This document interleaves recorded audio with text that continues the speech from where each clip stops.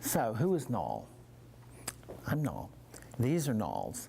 These are portraits, some of the portraits that have been done of me that I've exchanged with other artists, their portraits or whatnot. But it's fun to look back and see how other people see you, especially artists that you've known, that have known you.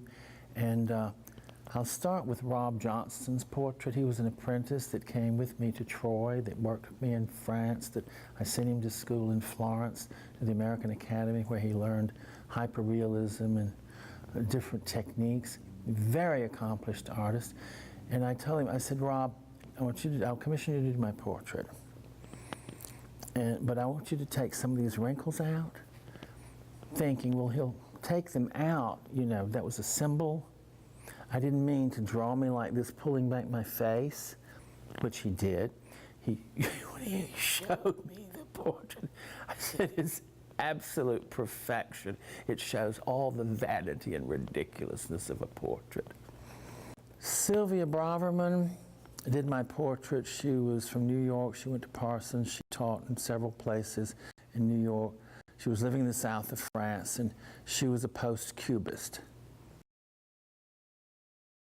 Juliana Seraphim, who I worked with, I love her work. This is a portrait she did of me in '73, I think.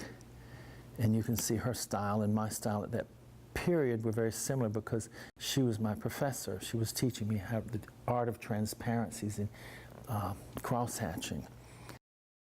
Naman Salman was a very dear friend. He was in Paris the same time I was in the beginning when we were staying at the same hotel and applying to get into the Beaux-Arts.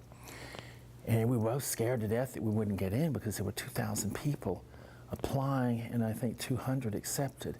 I'm sure that it was my oral presentation that was being translated by a friend, because I didn't speak a word of French, that at the end of this they said, what do you think about this, what do you think about that?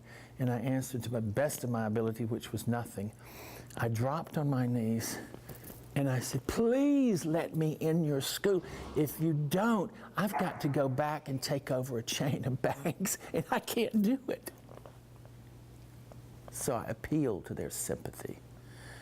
I begged them that you're going to sentence me to a life of misery if I can't get into this school.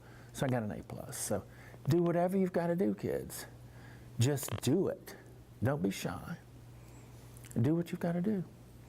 And you'll be amazed how wonderful your life can be.